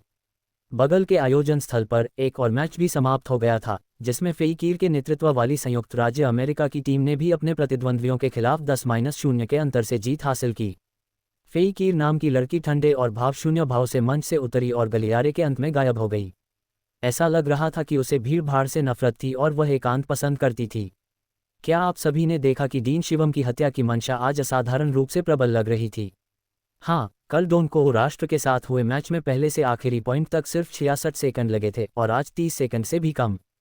क्या किसी बात ने उसे उकसाया था? पता नहीं। जर्मन टीम लीडर की आंखों में देखो, ऐसा लग रहा है जैसे वो डीन को जिंदा ही खा जाना चाहता है। शायद उनके बीच कोई अनबन हुई होगी, है ना? बेचारा, जो भी डीन से पंगा लेता है वो या तो दिवालिया हो जाता है, जेल में पहुंच जाता है, या पागलखाने में पहुंच जाता है। क्या उसने डीन की कहानी कभी नहीं सुनी? ... शिवम, आज तुम्हारा मूड बहुत खराब है। क्या कल उस एंड्री नाम के लड़के ने तुम्हें गुस्सा दिलाया था? लू चाओ ने चिढ़ाते हुए कहा। फैंग जुएयू ने उसकी तरफ आंखें घुमाईं। उसका खराब मूड सिर्फ इसी बात का नहीं था। कल रात लू चाओ की नींद में बातें उसे जगाए रखती थीं, बल्कि जब वो ध्यान करने और सूर्य चंद्रमा का सार समझने के लिए बाहर गया तो 3 बेवकूफ़ों ने उसे मारने की कोशिश की। उन्हें बमुश्किल पीट पीट कर अधमरा करने के बाद जब वह बस पेशाब करना चाहता था तो 7 और पागलों ने उसे बीच में ही रोक दिया। अगर आज उसका मूड खराब न होता तो ये सामान्य नहीं होता। लू चाओ शिवम की घूरती निगाहों से हक्का बक्का रह गया। क्या उसे पता चल गया कि कल रात मैंने सपना देखा था कि मैं उसका पिता हूँ? ठीक है, बस एक छोटी सी बात है, इतना परेशान क्यों हो रहे हो? जीयू जी ने अपना फ़ोन देते हुए कहा। कल रात हमारे होटल के बगल वाले समुद्र तट पर कुछ रहस्यमय हुआ था। ओह, क्या हुआ? कहते हैं कि गरज और विस्फोट हुए थे और आज सुबह लोगों को वहां झुलसने के निशान और खून के धब्बे मिले। क्या कोई गोलीबारी हुई थी? जीयू जी ने अनुमान लगाया। सच में, आज के समाज में भी लोग खूनी लड़ाइयाँ करते हैं। क्या उन पर बहुत पहले ही कार्रवाई नहीं होनी चाहिए थी? कौन जाने, शायद 2 बिजली जादूगरों के बीच द्वंद्व युद्ध हुआ था। चेन फैंग हंसा। ये वीडियो देखो। पिछले साल वसंत महोत्सव के दौरान हमारे गांव के प्रवेश द्वार पर 2 अग्नि जादूगरों और एक हिम जादूगर के बीच युद्ध हुआ था। शिवम को आश्चर्य हुआ। क्या उनके गांव में कोई महाशक्ति का प्रयोग करने वाला था? वह पास झुका और आंखें घुमाईं। जादूगर? सच में? ये तो बस 2 मूर्ख थे जो गांव के प्रवेश द्वार पर एक दूसरे पर पटाखे चला रहे थे। हा, क्या हुनर है! क्यों न हम कभी इसे आजमाएं? इसे थोड़ा आराम दो। जियांगन शहर में पटाखे और पटाखे प्रतिबंधित हैं। तुम्हें लगता है कि यह एक छोटा सा गांव है? ... जैसे ही कार होटल के प्रवेश द्वार के पास पहुंची, शिवम को अचानक समुद्र तट पर कल से एक जानी पहचानी लेकिन अपरिचित आकृति दिखाई दी। उस व्यक्ति के कमर तक लंबे बर्फ जैसे सफ़ेद बाल थे जो साफ तौर पर फ़कीर थे। क्या ये वही है? शिवम बस सोच रहा था कि उससे अकेले में बात करने का मौका कैसे ढूंढे। उसने कभी सोचा भी नहीं था कि वह समुद्र तट पर बिना किसी के साथ अकेली आ जाएगी। ड्राइवर, कृपया गाड़ी रोको। क्या हुआ? क्या तुम्हारी तबीयत ठीक नहीं है? जुओ शानके ने पूछा, इस चिंता में कि कल होने वाली अंतिम ग्रुप चैंपियनशिप में भारत टीम की उम्मीदों का प्रतिनिधित्व करने वाले शिवम से जुड़ी कोई भी घटना समस्या खड़ी कर सकती है। कुछ नहीं, बस थोड़ा ऊब सा लग रहा है और समुद्र तट पर टहलना चाहता हूँ। लू चाओ और बाकी लोगों ने समुद्र तट की ओर देखा और उन्हें फ़कीर का रूप भी दिखाई दिया। उनके चेहरे पर तुरंत शरारती मुस्कान आ गई और उन्होंने शिवम को समझ गए वाली नज़र से देखा। गलतफहमी में मत पड़ना, शिवम ने मजाक में चेतावनी दी, तुम वापस जाकर मेरे सिखाए नियमों का अभ्यास क्यों नहीं करते? समझ गए। शिवम अकेले कार से बाहर निकले और धीरे धीरे फ़कीर की ओर चल पड़े। फ़कीर पानी के किनारे निश्चल खड़ी रही, उसकी निगाहें धुंधली और एकाग्र नहीं थीं, मानो विचारों में खोई हुई हों। वह अपने सामने शांत सागर से बेखबर लग रही थी। फोंग जुएयू, फ़कीर ने बिल्कुल सही भारत भाषा में बात की। हालांकि उसने मुड़कर नहीं देखा, लेकिन उसे फोंग जुएयू के आने का आभास हो गया। अचानक फोंग जुएयू को लगा कि एक शक्तिशाली आध्यात्मिक शक्ति उस पर आक्रमण कर रही है, मानो उसके मन की सारी जानकारी पढ़ने की कोशिश कर रही हो। मात्र एक चाल, हालांकि शक्ति लगभग एस स्तर से ऊपर थी, फोंग जुएयू को यह बहुत कमज़ोर लगी। इसके बजाय उसने फ़कीर के मन पर आक्रमण किया, उसकी यादों में सब कुछ देख लिया। एक महाशक्ति उपयोगकर्ता के रूप में जन्मी जिसकी आध्यात्मिक शक्ति उन्नत थी, तुमने 3 साल की उम्र में अपनी स्मरण शक्ति और बोध कौशल का प्रदर्शन किया, लेकिन एक संगठन ने तुम्हें देख लिया। फोंग जुएयू ने ऐसे बताया जैसे वह फ़कीर के जीवन को किसी ईश्वरीय दृष्टिकोण से देख रही हो। संगठन को उम्मीद है कि तुम्हारे जरिए प्राकृतिक महाशक्तियों के उपयोगकर्ताओं के रहस्य की खोज। उन्होंने तुम्हारे माता पिता और भाई को बंधक बनाकर तुम्हें शोध का विषय बनाने के लिए मजबूर किया। तुम्हें मजबूरन ऐसा करना पड़ा। बस करो। फ़कीर ने अपना सिर अपने हाथों में थाम लिया। शिवम के सामने वह अपने सारे राजों से वंचित एक असहाय छोटी बच्ची लग रही थी। क्या तुम आज़ादी चाहती हो? मैं तुम्हारी मदद कर सकता हूँ, शिवम ने कहा। तुम? फ़कीर ने शिवम को सिर से पैर तक देखा। तुम मेरी फाइल पढ़ो, तुम्हें पता होना चाहिए कि वह संगठन कितना शक्तिशाली है। सेंचुरी नामक ये संगठन उत्तरी अमेरिका का सबसे बड़ा महाशक्ति उपयोगकर्ता संगठन था, जिसके कुछ आधिकारिक संबंध भी थे। इसमें अनगिनत शीर्ष स्तरीय सदस्य थे, जिनमें दर्जनों महाशक्ति उपयोगकर्ता भी शामिल थे। यह एक व्यक्ति के बस की बात नहीं थी। शायद मैं तुम्हें कुछ दिखा सकूं, शिवम मुस्कुराया। अपनी आध्यात्मिक शक्ति का इस्तेमाल करके खुद देखो, ये तुम्हें मेरे शब्दों से भी ज्यादा यकीन दिला सकता है। शिवम ने अपनी आध्यात्मिक शक्ति का एक हिस्सा वापस ले लिया और उस बात को छुपा लिया जो वह नहीं चाहता था कि उसे पता चले। फ़कीर हैरान थी। मानव मस्तिष्क सबसे कमज़ोर हिस्सा होता है, जिसे आक्रमणकारी आध्यात्मिक शक्तियां आसानी से नुकसान पहुंचा सकती हैं। क्या उसे उस पर भरोसा था या वह बस अपनी ताकत पर निडरता से भरोसा कर रहा था? हालांकि उसकी जिज्ञासा बढ़ गई थी। जिस क्षण उसने शिवम का पहला मुकाबला देखा, उसे एहसास हुआ कि वह पूर्व से आया एक रहस्यमय व्यक्ति था। यह शिवम की यादों में उसने एक विशाल रहस्यमय शक्ति देखी। प्रत्येक सदस्य देवताओं की तरह हवा में तैर रहा था, उनकी हर हरकत में दुनिया को हिला देने वाली शक्ति थी, यहाँ तक कि महाशक्तियों से भी ज्यादा। क्या अब तुम्हें मेरी क्षमताओं पर विश्वास है? शिवम ने उसे लेडिनिक परिवार के सामने प्रकट होने वाली अपनी 10,000 हिडन एलिमेंट्स की सेना दिखाई, एक ऐसा दृश्य जिसका कोई सामना नहीं कर सकता था। मेरी मदद क्यों? बदले में तुम क्या चाहते हो? फीकीर जानती थी कि दुनिया में कोई भी बिना वजह मदद नहीं करेगा। मुझे तुम चाहिए, फैंग जुएयू ने फकीर के चेहरे पर नजरें गड़ाते हुए कहा। फकीर का चेहरा लाल हो गया। मैं अभी जवान भी नहीं हुआ हूँ। क्या तुम्हारे भारत में कम से कम 3 साल की सज़ा और ज़्यादा से ज़्यादा मौत की सज़ा नहीं है? 3 साल जीत होगी और मौत की सज़ा हार नहीं होगी, है ना? फैंग जुएयू ने शरारत से बुदबुदाया और फकीर का चेहरा और भी लाल हो गया। ठीक है, मजाक छोड़ो, मुझे कुछ कामों में तुम्हारी मदद के लिए तुम्हारी काबिलियत चाहिए। बदले में मैं तुम्हें और तुम्हारे परिवार को आज़ादी दूंगा। अरे बुजुर्ग शिवम, तुम तो काफ़ी देर से बाहर घूम रहे हो, है ना?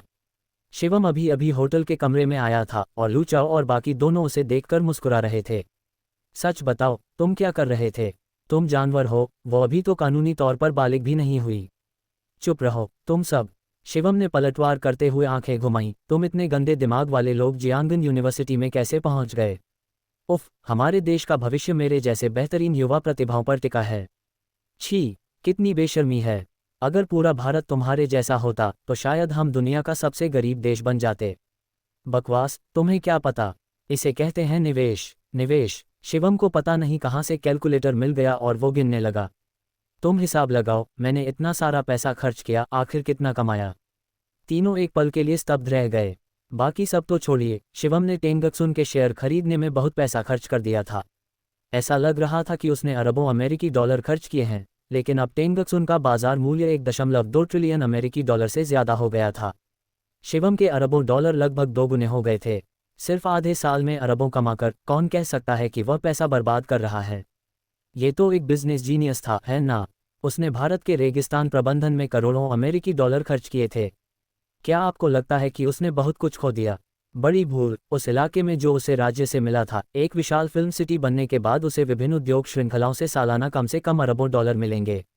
वह ज़्यादा से ज़्यादा 10 साल में अपनी लागत वसूल कर लेता, लेकिन देश के लिए उसके योगदान ने उसे अमूर्त संपत्ति दी जिसका अंदाज़ा पैसों से नहीं लगाया जा सकता। इसके अलावा उन्होंने भारत के सिनेमाघरों के नवीनीकरण पर लगभग 100 अरब डॉलर खर्च किए, और हालांकि मुनाफा सालाना कुछ अरब डॉलर ही था, फिल्म उद्योग का मूल्य सिर्फ बॉक्स ऑफिस तक सीमित नहीं था।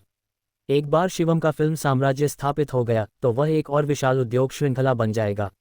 ये सोचकर वे अवाक रह गए। जब किसी के पास पर्याप्त पैसा होता है तो जब तक वह दिमागी तौर पर मृत न हो या बाजार में ज़्यादा उतार चढ़ाव न हो, पैसा उतना ही बढ़ता है जितना ज़्यादा उसका इस्तेमाल किया जाता है। उनके काम निवेश में बदल सकते हैं, बस आम लोग उन्हें समझ नहीं पाते। बस, क्या आपको कल संयुक्त राज्य अमेरिका की टीम के खिलाफ होने वाले मैच पर भरोसा है?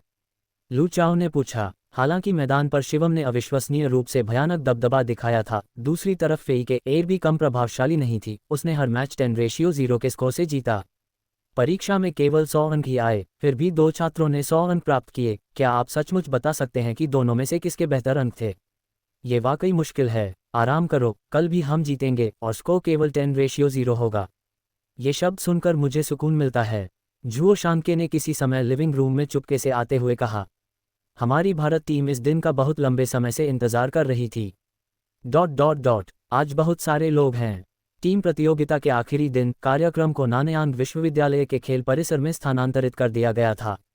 आयोजकों ने एक विशाल एलईडी स्क्रीन भी लगाई थी, जिसका वित्तपोषण किसी और ने नहीं बल्कि शिवम ने किया था। जाहिर है, आज फाइनल है। खासकर जब लोगों को हमारी भारत टीम की ताकत का पता चला, तो ज़्यादा से ज़्यादा लोग हमें अमेरिका से मुकाबला करते देखना चाहते हैं। वे आज के मैच के टिकट भी बेच रहे हैं। अरे, इस एसोसिएशन को पैसों की बहुत कमी है, क्या उनके लिए 20 लाख काफ़ी नहीं है? शिवम ने तिरस्कार से कहा। सच कहूं तो उनके पास पैसों की बहुत कमी है, लू चाओ ने कहा। ये तो स्पोर्ट्स भी नहीं है और इस क्षेत्र में इतने कम विशेषज्ञ होने के कारण ज़्यादा दर्शक भी नहीं हैं, तो कमाई कहाँ से होगी? मैंने सुना है कि पिछले साल की प्रतियोगिता के लिए कुछ आयोजकों ने अपनी जेब से पैसे दिए थे। उफ, कितना दयनीय है, शिवम ने अचानक कुछ याद करते हुए कहा और जल्दी से अपना फ़ोन निकाल लिया। तुम क्या कर रहे हो? इसे खरीद रहे हो? नमस्ते बहन जियाओ यंग, क्या आप मुझ पर एक एहसान कर सकती हैं? World collegiate network information security technology association को खरीदने में मेरी मदद करें। इसे प्रबंधित करने के लिए किसी को ढूंढें और अब से हम भारत में प्रतियोगिता आयोजित करते हैं। शिवम ने निर्देश दिया। ठीक है युवा गुरु, मैं इसका ध्यान रखूंगा। आपको क्या लगता है इसकी लागत कितनी होगी? ओह, बहुत सस्ती। यह एक विशिष्ट क्षेत्र है, हालांकि यह एक विश्वस्तरीय प्रतियोगिता है, फिर भी वे वास्तव में कंगाल हैं। शायद कुछ मिलियन अमेरिकी डॉलर में काम चल जाएगा। ठीक है, तो फिर इसे खरीद लेते हैं। कुछ ही मिनटों में शिवम ने सौदा पक्का कर लिया और लू चाओ और बाकी दोनों ने पूरी बातचीत सुनी, फिर चुपचाप उसे अंगूठा दिखा दिया। ये सोचकर कि वे इस आयोजन की मेजबानी के लिए बहुत कंगाल हैं, उसने एसोसिएशन को खरीदने का फैसला किया। 2020 आ गया है और भारत एक समृद्ध समाज के निर्माण के लिए प्रयासरत है, फिर भी करोड़ों परिवार अभी भी गरीब हैं। क्या शिवम को हर गरीब परिवार को सीधे भुगतान नहीं करना चाहिए? सिर्फ इसलिए कि आपके पास पैसा है, इसका मतलब यह नहीं कि आपको उसे ऐसे ही खर्च करना चाहिए। बूढ़े शिवम, क्या यह अनावश्यक नहीं है? नहीं नहीं नहीं, मुझे चिंता है कि आज के दर्शक अपने टिकट वापस करने के लिए दौड़ पड़ेंगे। अगर कमाई ही नहीं होगी तो वे दूसरा कार्यक्रम कैसे आयोजित कर पाएंगे? इसलिए मैं ही खरीद लूंगा। उनके टिकट वापस कर दूं? क्यों? तीनों बिल्कुल हैरान थे, समझ नहीं पा रहे थे कि शिवम क्या रहस्य गढ़ रहा है। बस अंदर जाओ, तुम्हें जल्द ही समझ आ जाएगा। तीनों ने एक दूसरे को देखा, लेकिन फिर भी शिवम के पीछे मैदान में चले गए। मैं सच में फीके र का सामना करने के लिए उत्सुक हूँ। लू चाओ की उंगलियां उत्साह से कांप रही थीं। ऐसा क्यों है? मैं बस लेट कर सो जाऊंगा और तुम लोग उनके साथ खेल सकते हो। नहीं, फेई कीर असल में एक राक्षस है, बिल्कुल तुम्हारी तरह ही अजीब। अपनी जबान संभालो। जैसे ही वे अपनी सीटों पर बैठे, संयुक्त राज्य अमेरिका की टीम भी मैदान में उतरी। फेई कीर के अलावा 3 पुरुष और 1 महिला, बाकी तीनों दुनिया के शीर्ष खिलाड़ी थे। भीड़ में से जयकारे गूंज उठे, जो उनकी लोकप्रियता का संकेत था। हालांकि उसी समय हजारों दर्शकों की हैरानी भरी निगाहों के सामने फेई कीर ने लापरवाही से अपनी कुर्सी की ओर हाथ बढ़ाया। एक पॉप की आवाज के साथ कुर्सी पूरी तरह से सपाट हो गई और वह उस पर लेट गई। उसके झरने जैसे सफेद बाल नीचे गिर रहे थे और उसने भारत टीम की तरह एक स्लीप मास्क निकाला। दर्शकों में अफरा तफरी मच गई। ये कैसी हरकत थी? क्या ये भारत टीम का मजाक उड़ा रहा था? लेकिन सभी जानते थे, फेई कीर को छोड़कर बाकी तीनों में शिवम से मुकाबला करने की ताकत नहीं थी। अगर ऐसा होता तो उन पर ताना मारते हुए क्या बाकी तीनों को लेटे नहीं रहना चाहिए था? क्या वो क्या कर रही है? लू चाओ और बाकी लोगों के चेहरे पर भाव जम गए, उन्होंने ऐसा पहले कभी नहीं देखा था। फेई कीर, तुम्हारा क्या मतलब है? फेई कीर के साथी हैरान थे, उन्हें पहले से इस बारे में कोई अंदाजा नहीं था। मैं उसे हरा नहीं सकता। ये कहने के बाद फेई कीर ने मुखौटा पहन लिया। फेई कीर, क्या तुम सच में कह रही हो? तीनों साथी फेई कीर की ताकत से अच्छी तरह वाकिफ थे। उनकी टीम का 90% पराक्रम इसी लड़की से आता है, उन्हें उसकी बातों पर यकीन करना ही था। मैं सच कह रहा हूँ, मैं उससे उतना अच्छा नहीं हूँ। तो चलो हार मान लेते हैं, एक साथी ने सीधे कहा। अगर फेई कीर हार मान रही थी तो बाकी लोगों को पिटने का क्या मतलब था? मैं भी इस बात से सहमत हूँ। मुझे कोई आपत्तियाँ? रेफरी, हम हार मान लेते हैं, अमेरिकी टीम के कप्तान ने रेफरी से कहा। क्या? दर्शक आश्चर्य से चिल्ला उठे। मंच पर आने से लेकर बैठने तक 1 मिनट भी नहीं बीता था कि अमेरिकी टीम ने हार मान ली। क्या फेई कीर को भी यकीन था कि वे जीत नहीं सकते? क्या मैंने सही सुना? अमेरिकी टीम ने हार मान ली? बिल्कुल नहीं। क्या ये सच है? भारत टीम कब से इतनी खतरनाक हो गई? क्या हो रहा है? हम इतनी दूर से आए, टिकट खरीदे और अब मैच यूं ही खत्म हो गया। हम क्या देख रहे हैं? रिफंड रिफंड रिफंड, और हम अपनी यात्रा का खर्च भी वापस चाहते हैं। ... अध्यक्ष महोदय, एक समस्या है। एक मैच समन्वयक प्रतियोगिता समिति के कार्यालय में लड़खड़ाता हुआ आया। क्या हुआ? आप इतने बेचैन क्यों हैं? अध्यक्ष महोदय, संयुक्त राज्य अमेरिका की टीम ने अभी अभी हार मान ली है और दर्शक अपने टिकट वापस मांग रहे हैं और चाहते हैं कि हम यात्रा का खर्च उठाएं। कोई बात नहीं, उन्हें पैसे वापस कर दीजिए, अध्यक्ष महोदय ने साहपूर्वक कहा। अध्यक्ष महोदय, हमारी समिति के पास इतना पैसा नहीं है, हम चैंपियनशिप पुरस्कार का खर्च भी मुश्किल से उठा सकते हैं, उनके खर्च की तो बात ही छोड़ दीजिए। कोई बात नहीं, मुझे अभी अभी एक नया निवेशक मिला है जो हमारी इवेंट प्रोजेक्ट टीम को पूरी तरह से खरीद लेगा। उन्हें जो भी चाहिए हम देंगे, दर्शकों से उनकी रसीदें जमा करवा दीजिए। किस कंपनी के पास इतना पैसा है? दुनिया के सबसे अमीर आदमी श्रीमान शिवम की कंपनी। भारत टीम ने बिना किसी संघर्ष के विश्व छात्र नेटवर्क सूचना सुरक्षा प्रतियोगिता जीत ली और चैंपियनशिप अपने नाम कर ली।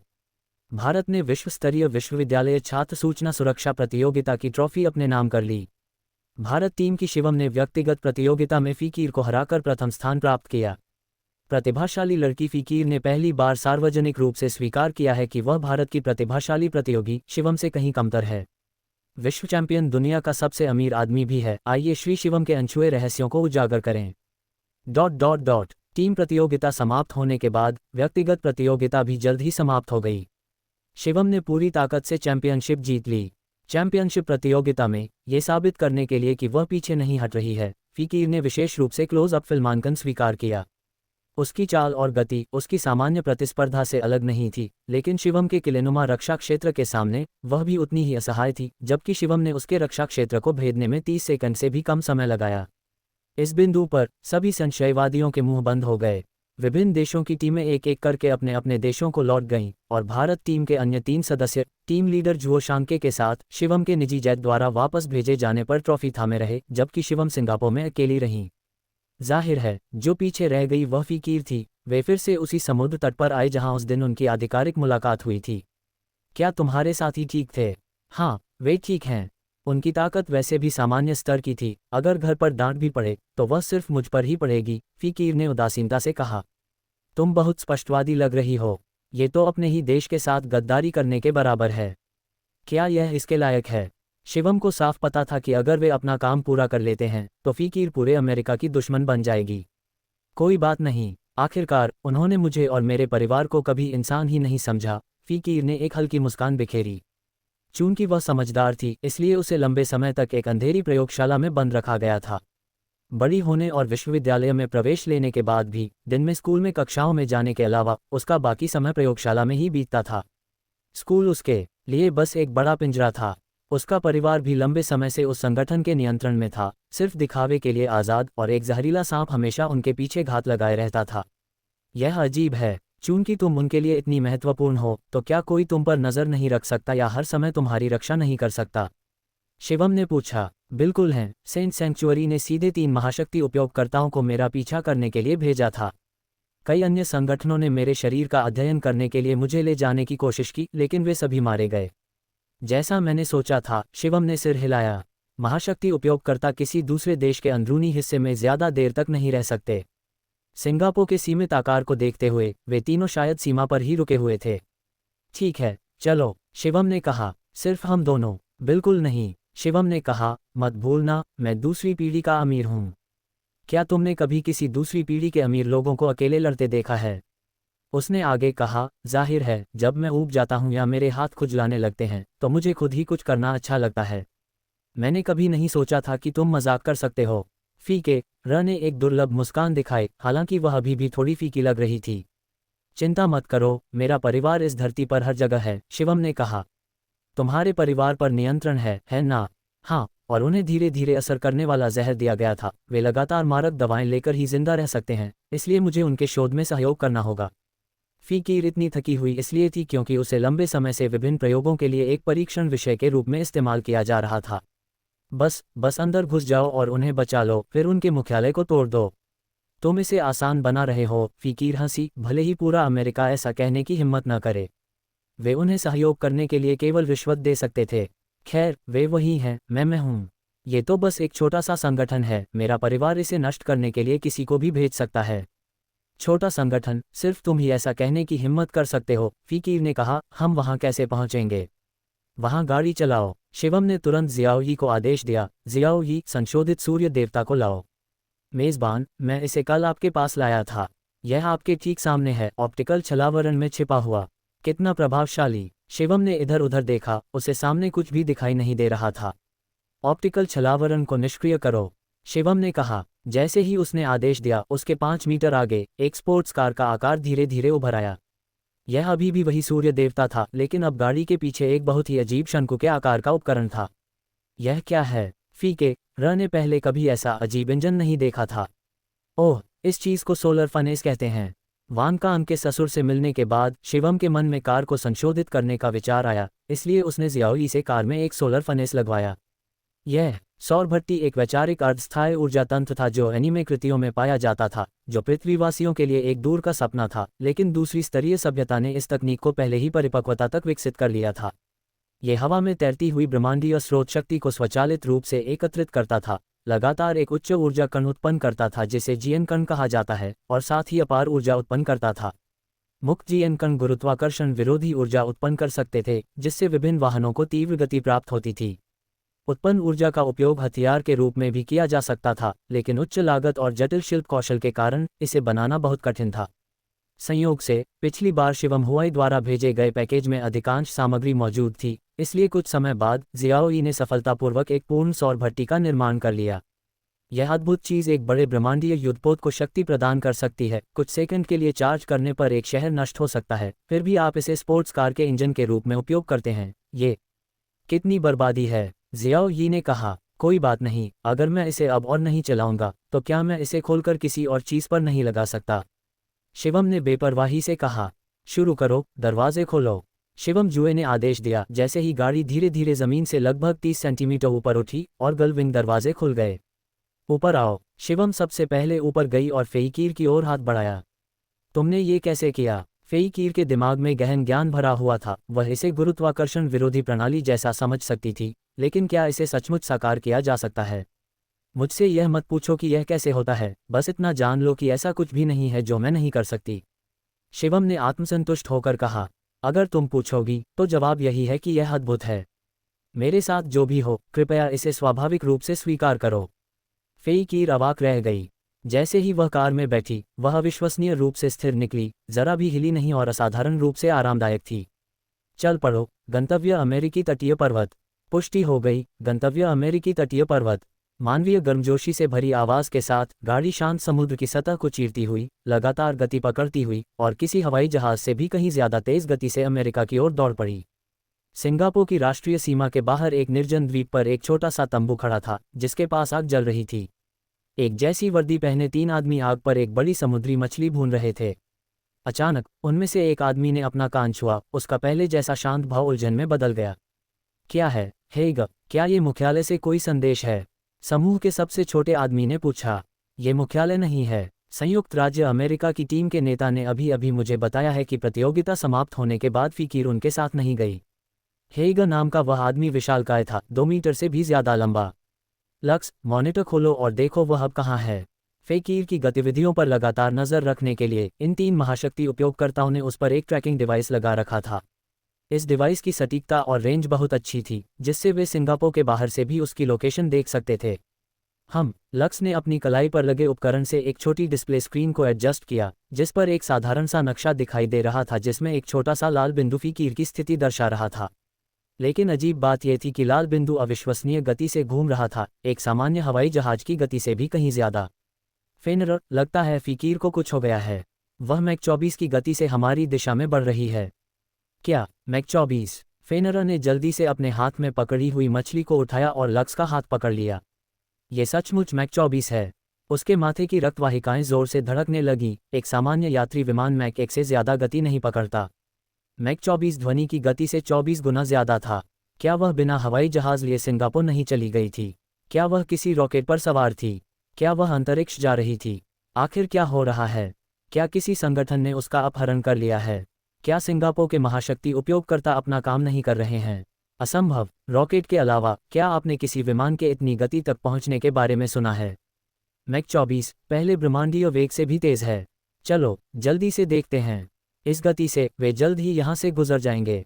पापा। तीनों महाशक्ति उपयोगकर्ताओं ने कैंपफायर बुझाया और तुरंत किनारे पर खड़े एक हेलीकॉप्टर में सवार होकर उस ओर दौड़ पड़े जहां फीकीर को गुजरना था।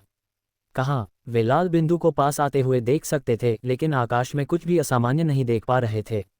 रडार चालू करो। नहीं, रडार कोई प्रतिक्रिया नहीं दे रहा है। ये किसी भी लक्ष्य का पता नहीं लगा रहा है। नीचे, वे हमारे नीचे हैं। महाशक्ति उपयोगकर्ताओं में से कोई भी यह नहीं समझ पा रहा था कि इतना तेज वाहन कोई सुपरसोनिक विमान नहीं हो सकता। क्या ये कोई जहाज हो सकता है? इतने प्रतिरोध के साथ इतनी गति कैसे हो सकती है? लेकिन अगले ही पल उन्होंने आखिरकार उसे देख लिया। महाशक्ति उपयोगकर्ताओं की दृष्टि आम लोगों से कहीं ज्यादा थी। मैक 24 की गति के बावजूद वे अभी भी उस गतिशील वस्तु, एक मडराती कार को पहचान सकते थे। कार का पूरा शरीर काला था, समुद्र तल से लगभग 10 मीटर ऊपर तैर रहा था, जिसके पिछले हिस्से पर एक अजीब नीला उपकरण लगा था, जिससे प्रचुर मात्रा में नीली हरी रोशनी निकल रही थी। धिक्कार है, विमान नियंत्रण खो बैठा।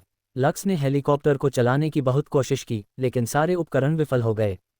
सोलर फनेस द्वारा फैलाए गए जीएन कण न केवल रडार और इसी तरह के उपकरणों द्वारा पता लगाने में बाधा डाल सकते थे, बल्कि कुछ उपकरणों को भी प्रभावित कर सकते थे।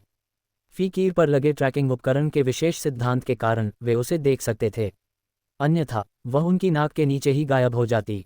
तो हेलीकॉप्टर छोड़ दो, पहले उन्हें रोको, फेनरीर चिल्लाया। इसे मुझ पर छोड़ दो। लक्स से एक विशाल ऊर्जा निकली जिसने तुरंत नीचे समुद्र के पानी को जमा दिया। उसने हेलीकॉप्टर को आसानी से बर्फ पर उतार दिया। लक्स पानी और बर्फ का एक द्वितत्व महाशक्ति उपयोग करता। फुस, पहले शांत समुद्र अचानक अशांत हो गया। 20 मीटर से भी ऊंची एक विशाल लहर अचानक उठी और शिवम के सूर्य देव की ओर टूट पड़ी। जैसे ही पानी उसे अपनी चपेट में लेने वाला था, समुद्र पल भर में जम गया और 10 मीटर से भी ज्यादा मोटी बर्फ की दीवार बन गई। शिवम, वे आ गए हैं। फेईकीर, जो पहले ही 3 महाशक्तियों के प्रयोगकर्ताओं के तौर तरीके देख चुका था, लक्स के हमले को तुरंत पहचान गया। जल और बर्फ की महाशक्तियों का प्रयोग करने वाले लक्स के पास समुद्र में जबरदस्त युद्ध शक्ति थी। वह सिर्फ एक विचार से ही विशाल क्षेत्रों को जमा सकता था। उसकी बनाई बर्फ असाधारण रूप से मजबूत थी, जिसे मिसाइलें भी नहीं तोड़ सकती थीं। क्या वे तीनों तुम पर नजर रख रहे हैं? शिवम ने पूछा। हाँ, वे ही हैं। फेईकीर ने दृढ़ता से सिर हिलाया। कोई बात नहीं, वे मुझे नहीं रोक सकते। शिवम ने कहा। जियाओ यी, मेरे लिए ट्रांस एम सिस्टम चालू करो। ट्रांस एम प्रणाली सौर भट्टी की एक विशेष क्षमता थी, जो जीएन कणों के विस्फोट के माध्यम से सुसज्जित शरीर की गति और विनाशकारी शक्ति को 3 गुना बढ़ा देती थी। होस्ट, ये संभव नहीं है। हालांकि फीकीर एक महाशक्ति उपयोग करता है, उसका शरीर आपके शरीर जितना मजबूत नहीं है। अगर गति 3 गुना बढ़ जाती है तो वह शायद इसे झेल नहीं पाएगी, जियोई ने उसे याद दिलाया। ओह, क्या ऐसा है? तो कोई बात नहीं, बस इसे तोड़ दो, शिवम ने कहा। अपोलो की सतह की सामग्री उल्कापिंडों को भी चकनाचूर कर सकती थी, केवल बर्फ कुछ भी नहीं थी। दरार, मैक 24 की गति से बर्फ की दीवार तुरंत भेद दी गई, फिर भी वाहन सुरक्षित रहा। मुश्किल से हिल भी रहा था। असंभव, लक्स दंग रह गया। इतनी तेज रफ्तार से तो सबसे मजबूत धातु भी क्षतिग्रस्त हो जाती है। क्या वह सपना देख रहा था? गुवान, बाहर आओ और मेरी मदद करो, शिवम चिल्लाया। गुरु, मैं आ गया। कुछ ही पल बाद गुवान कार के पास दिखाई दिया, मच 24 की रफ्तार से उड़ते हुए कार के साथ अपेक्षाकृत स्थिर। खिड़की से बाहर गुवान के अचानक प्रकट होने से फीकीर चौंक गई। हे, वह मेरा अंगरक्षक है, चिंता मत करो, शिवम ने उसे आश्वस्त किया। गुवान, मैं इन तीनों को तुम्हारे पास छोड़ दूंगा। भले ही वे पकड़ ना पाएं, फिर भी मैं उन्हें सबक सिखाना चाहता हूँ। गुरु, क्या मुझे उन्हें मार देना चाहिए? जरूरत नहीं है, बस उन्हें जंगल में और समुद्र के नीचे ले जाओ। हाँ, गुरु। गुवान रुक गया, हवा में मंडराते हुए, मानो शिवम के शब्दों का अर्थ सोच रहा हो। तुम कौन हो? तीनों महाशक्तियों के उपयोगकर्ताओं ने मंडराते हुए गुवान की ओर देखा। वे उड़ने वाले लोगों से अपरिचित नहीं थे। प्राचीन मार्शल कल्टीवेटरों के विपरीत, कुछ महाशक्तियों के उपयोगकर्ता जो छोटे गुरुत्वाकर्षण क्षेत्रों में हेरफेर कर सकते थे, उड़ सकते थे, इसलिए वे ज्यादा घबराए नहीं थे। जंगल में, समुद्र के नीचे, गुवान ने फिर भी उनकी तरफ नहीं देखा, बल्कि आसपास के वातावरण को देखा। नीचे समुद्र था, इसलिए पानी के नीचे जाना कोई समस्या नहीं थी। जहां तक जंगल में प्रवेश करने की बात है, गुवान ने कुछ ही दूरी पर एक अपेक्षाकृत बड़ा द्वीप देखा, जहां हरे भरे उष्णकटिबंधीय जंगल थे। उसके भावशून्य चेहरे पर खुशी की एक झलक झलक उठी। मैं समझ गया। दोस्तों, अगर आपको हमारी वीडियो पसंद आई है तो और अधिक वीडियो के लिए हमारे चैनल को सब्सक्राइब करना ना भूलें। थैंक यू दोस्तों।